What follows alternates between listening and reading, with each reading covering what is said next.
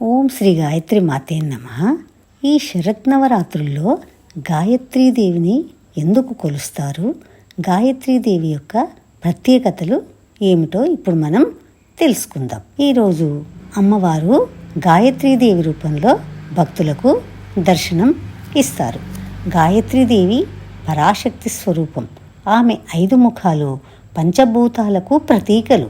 ఆ తల్లిని ఆశ్రయిస్తే సకలైశ్వర్యాలు, అనంతమైన బుద్ధిని మనకు ప్రసాదిస్తుంది. గౌతముడు గాయత్రీమాతను ప్రార్థించి ఆమె పరిపూర్ణ అనుగ్రహానికి పాత్రుడయ్యాడు. గాయత్రీదేవి కథ ఇప్పుడు మనం తెలుసుకుందాం. పూర్వము అరుణుడు అనే రాక్షసుడు ఉండేవాడు. అతడు దేవలోకాన్ని జయించాలనే కోరికతో 10,000 సంవత్సరాలు గంగానదీ తీరంలో గాయత్రీ జపపారాయణుడై తపస్సు చేశాడు. అరుణుడి శరీరం నుండి తీవ్రమైనటువంటి అగ్నిజ్వాలలు వెలువడ్డాయి. లోకాలన్నీ తప్పించసాగాయి.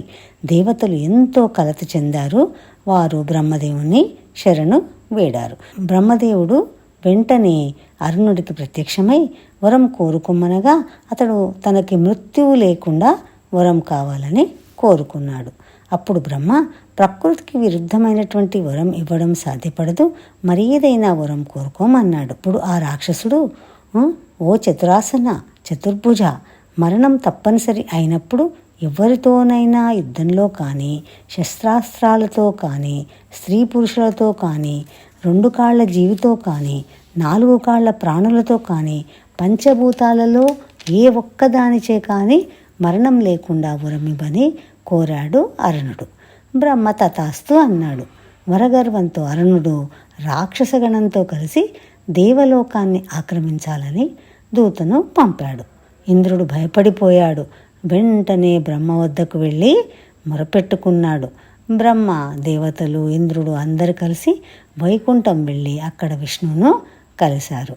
మళ్ళీ దేవతలందరూ కలిసి కైలాసం వెళ్ళి శంకరుణ్ణి ఆశ్రయించారు. శంకరుడు ప్రసన్నుడై, ఆ రాక్షసుడు గాయత్రీ జప పారాయణుడు కావున అతడు గాయత్రీ మంత్రాన్ని మానవేసినట్లయితే మాత్రమే అతన్ని వధించడం సాధ్యమవుతుంది అని చెప్పాడు. అందుకు తరుణోపాయం కోసం మనం పరాశక్తిని ప్రార్థించాలని సూచించాడు.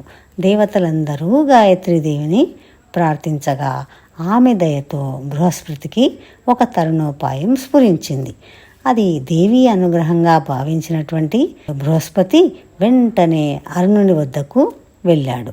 అరుణుడు, నేను రాక్షసుని, మీరు దేవతలు, మనం శత్రువులం కదా, మీరు ఇలా వచ్చారేమిటి అని అడిగాడు.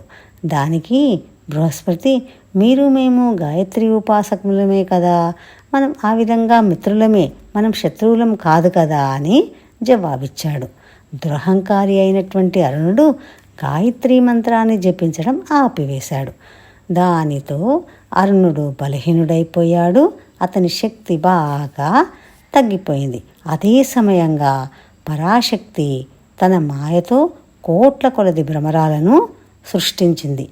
అవి భూమి ఆకాశాలను కప్పివేసి రాక్షసుల శరీరాలను ఆక్రమించాయి.